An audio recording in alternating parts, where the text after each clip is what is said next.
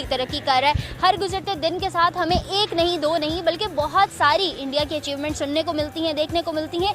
तो क्या इसी स्पीड से अगर इंडिया तरक्की करता रहा तो चाइना और अमेरिका जैसे ममालिक को अनकरीब पीछे छोड़ जाएगा या नहीं, ये जानते हैं पाकिस्तानी अवाम से। इस बारे में मेरी क्या राय है ये मैं आपको बताऊंगी वीडियो के एंड में, सो कीप वॉचिंग।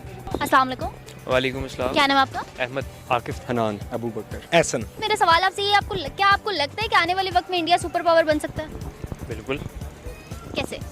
बस मेरा ये बिल्कुल से आपको अंदाज़ा हो जाना चाहिए मतलब जिस तरह से तरक्की वो कर रहे हैं, इतनी तेज़ी से, इतनी स्पीड से तरक्की जिस तरह वो कर रहे हैं टेक्नोलॉजी में, अपनी बिज़नेस में, अपने एग्रीकल्चर में, आईटी में, वो टेक्नोलॉजी आईटी सेम ही हो जाएगा, और ऑटोमोबाइल में तो मेरे ख्याल से हो सकता है। देखा जाए ना तो इंडिया हर काम में आगे चली जा रहा है, ठीक है।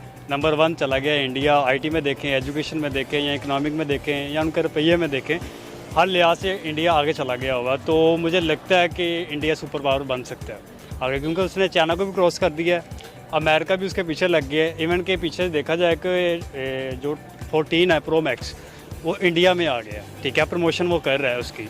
अगर 14 वहाँ पे पहले चाइना से करता था या कोई अमेरिका से करता था, अब इंडिया में कर रहा है, मेड इन इंडिया हो गया हुआ है। तो आईटी के लिहाज से बहुत आगे चला गया, वो सुपर पावर बन सकता है वो। मेरा सवाल आपसे ये है कि क्या आपको लगता है कि आने वाले टाइम में इंडिया सुपर पावर बन सकता है? इंडिया सुपर पावर बन नहीं सकता, इंडिया सुपर पावर ऑलरेडी है, क्योंकि जितनी इन्वेस्टमेंट उन्होंने अपनी कंट्री में की है, इकोनॉमिकल ले लें, डिफेंस ले लें, एजुकेशन ले लें, आईटी ले लें, उन्होंने इतनी इन्वेस्टमेंट कर दी है कि अगले वो 50 साल अगर कहीं बैठ के भी कुछ ना कुछ कर लें, वो सुपर पावर ऑलरेडी तो है।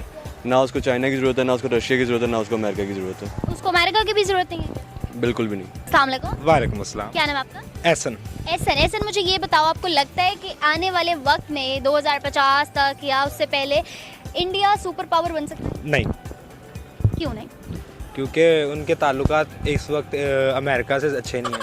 अमेरिका से अच्छे नहीं है, बल्कि अमेरिका से ही तो अच्छे हैं। नहीं है मैडम, आपको किसने कह दिया? अमेरिका से ही तो अच्छे ताल्लुकात हैं इंडिया के, बल्कि पाकिस्तान से नहीं है। मैडम नहीं है अमेरिका से।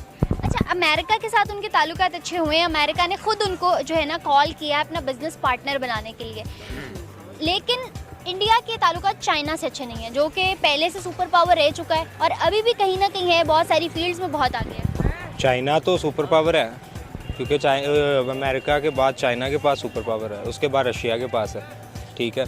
तो अगर उनकी इंडिया अमेरिका के साथ दोस्ती होती है तो मे बी के इंडिया सुपर पावर बन जाए। अच्छा, आपके थोड़ा और करेक्ट करती चलूँ कि रशिया उसके बाद नहीं है, रशिया ने यूक्रेन की वजह से बहुत सारे अपनी ज़मीन का हिस्सा जो है वो लॉस कर दिया है, जो जिसका बेनिफिट हुआ है उन असेट्स का बेनिफिट हुआ है इंडिया को।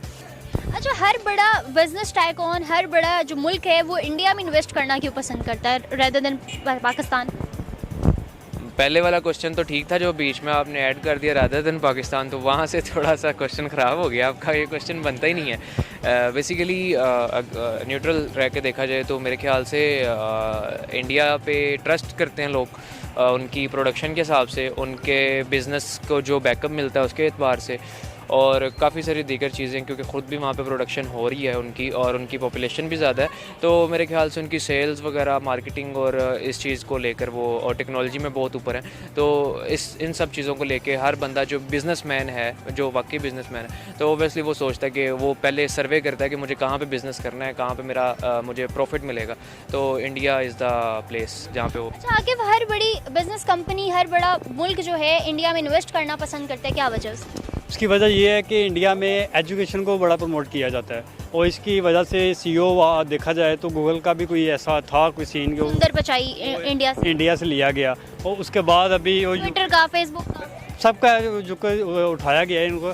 तो अगर देखा जाए यूके में और पीछे से एक इलेक्शन हुआ था जो अभी इंडिया का ही था प्रेसिडेंट, जो मुंतखब होना था पर वो नहीं हुआ, वोट उसके कम थे। अब देखा जाए कि इंडिया हर मामले में आगे जाई जा रहा है, हर मामले में आगे जाई जाएगा। सुपर पावर बनने के सिर्फ थोड़ी दिन है, यहाँ चंद साल लगा लें तो सुपर पावर बन सकता है। और हमारा पाकिस्तान देखें, वही जंगाबंदी हो रही है, आपस में लड़ी जा रहे हैं। और अच्छा, आज हर बड़ा मुल्क, हर बड़ी कंपनी जो है इंडिया में इन्वेस्ट करना चाहती है, क्या वजह? क्योंकि उनके पास अपॉर्चुनिटीज़, वो ऑफर्स बहुत अच्छी देते हैं कि अगर आप भी हमारे कंट्री में इन्वेस्ट करते हैं तो आपको टैक्स की रिलीफ मिलेगी, लेबर आपको हमारी मिलेगी, अच्छी मिलेगी, लो कॉस्ट पे मिलेगी, लैंड अच्छा देंगे, ट्रांसपोर्टेशन का उनको मसला नहीं है, क्योंकि उनके ऑटोमोबाइल सेक्टर उनका अपना है, तो टाटा की जो उनकी अपनी प्रोडक्शन की गाड़ियाँ सस्तियाँ लेके वो कंपनीज़ में लगा देते हैं ताकि उनकी प्रोडक्शन, उनकी ट्रैवलिंग, ट्रांसपोर्टेशन ना रुके। उनके आप बॉर्डर्स देख लें, एक साइड पाकिस्तान के साथ तो बंद है, बाकी बांग्लादेश और श्रीलंका के उनके अच्छे लिंक्स हैं, बिज़नेस वो आपस में करते रहते हैं। सिर्फ पाकिस्तान के साथ उनको मसला क्योंकि वो यहाँ पे बिज़नेस नहीं कर पाते। उनके सी पोर्ट जोन्स ही हैं मुख्तलिफ़ जगह पे, चेन्नई में शायद है, यानी चेन्नई में भी है, मुंबई में है, तो उनके सी पोर्ट जोन से ऑलवेज़ ओपन रहते हैं हर कंट्री के लिए, तो वो बिज़नेस ज़्यादा करते हैं वहाँ से। क्या नाम है आपका? अबू बकर। अबू बकर, मुझे ये बताओ, आपको लगता है कि आने वाले वक्त में इंडिया सुपर पावर बन सकता है? नहीं, क्यों? पाकिस्तान पाकिस्तान ही है, हमारे लिए पाकिस्तान ही सुपर पावर है। और